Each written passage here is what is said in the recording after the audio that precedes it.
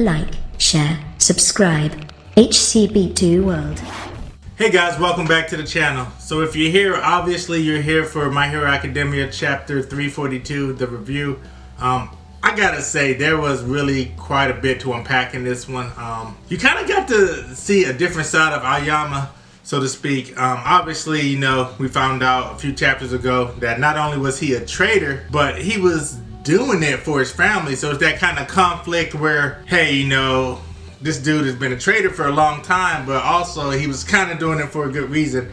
And so he had kind of fallen into despair. Obviously, you know, he's now arrested.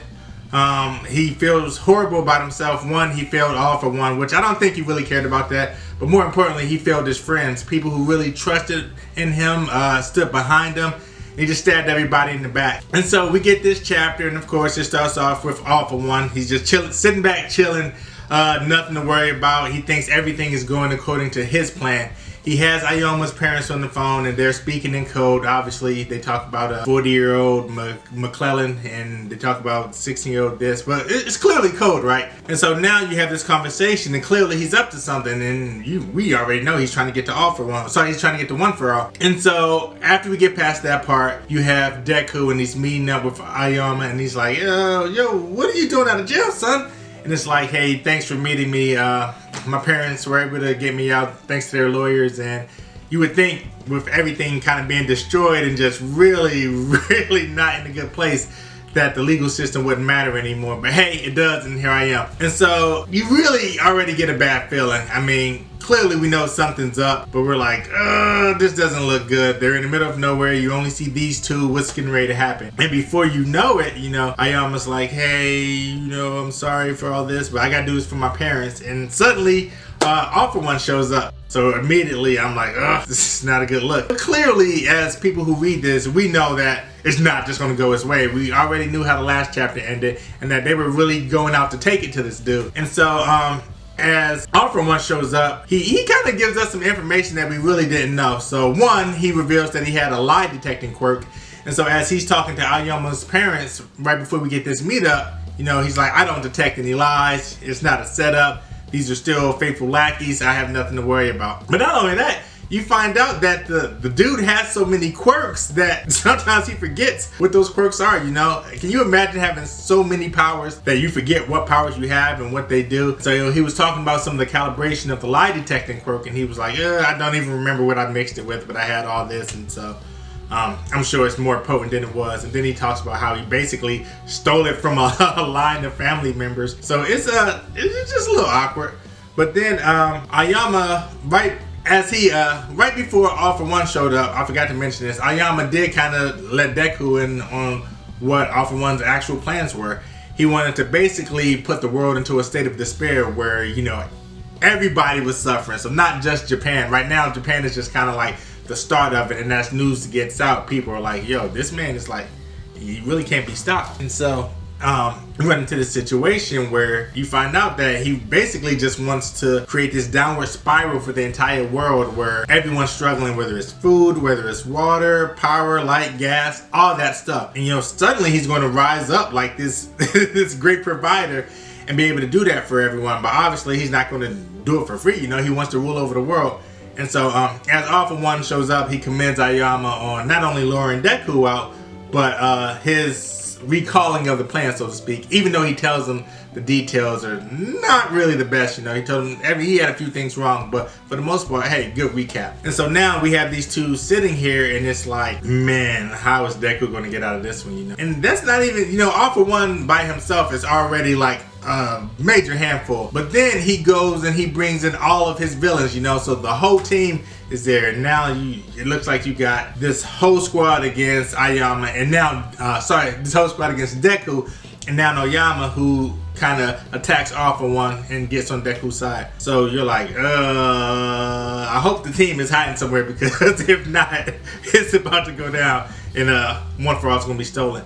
But it turns out, you know, Deku has something up his own sleeve. And so this next part that we learn is just like fantastic. You find out that the quirk that they were able to activate to bring heroes in to help Deku out was none other than Kurogiri's quirk. So that's kind of dope in the sense that obviously, you know, Aizawa and President Mike, they were really hurt that their friend had kind of been taken over and corrupted and was basically non-existent. They assumed that he was dead. So they basically pictured him as this kind of dead corpse that had been overwritten or taken over by All For One. And so now that you see all the heroes are coming through Kurogiri's portal, you're like, oh shit, one, is he back, or did they just find some way to activate his quirk? Like, what is actually going on? But even doper than this is right before this even happens, you got All For One who's bragging, talking about, yo, I got you by yourself. We tricked the other heroes. The heroes that could actually help you, they're like halfway around the world, or they're halfway on the other side of Japan, because they don't know that we're here. You know, we kind of gave them the old okie doke, and they're not going to get here in time to save you. But it turns out my man was wrong. And suddenly you got all these heroes coming, and it looks like it's getting ready to be just this phenomenal clash. So that's definitely something I'm looking forward to. In terms of what comes next, I really don't know at this point. But if I had to guess, I think what we're going to get now is, I think it'll start off with the fight of the Todoroki. So you're going to get the #1 hero. He's going to finally have to fight his son.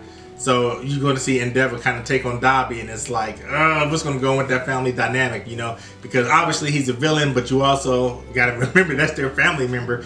They don't want to kill the guy, but it's kind of like, you know, what if they have to save the world? So that's going to be a very, very crazy situation. And then you got Toga, who's going to have to fight probably Uraraka, and it's going to be that kind of situation where I think that they're going to finally kind of recognize each other. Like, you know, that's one character, even though she's a villain, I kind of sympathize with, because it's like, maybe she's not really a bad person. She can't help that she's attracted to blood simply because that's what her quirk does to her.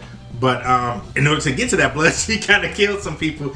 And so Uraraka kind of regrets the last interaction she had with her, because she dismissed her like, oh, you filthy villain, I don't care what you have to say. Even though technically speaking, Toga came to her for help, you know. So who's to say that maybe if she didn't help Toga in that instance, maybe if she had helped Toga in that instance, you know, Toga would maybe switch to the side of the heroes.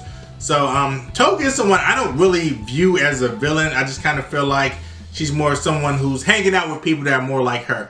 So I think after we get the Todoroki fight, we get the thing with Uraraka and Toga.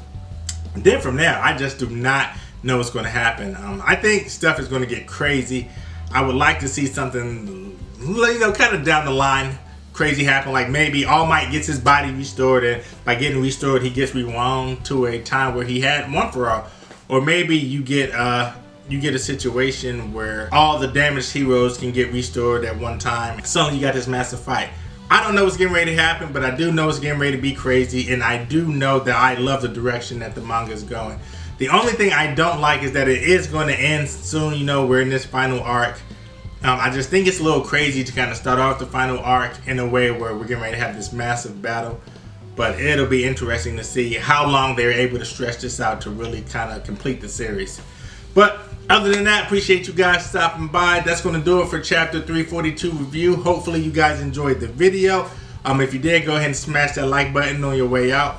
If you don't agree with anything I've said, I definitely want to hear it in the comments.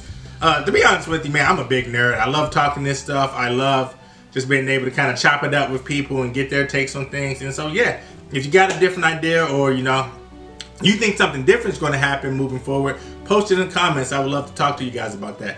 Other than that, that's going to do it. As always, I'm your boy, Heroes Come Back 2.